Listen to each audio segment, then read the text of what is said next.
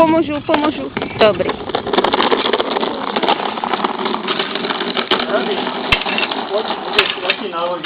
On už má naložený, no. On už si naložil. On už to má plný.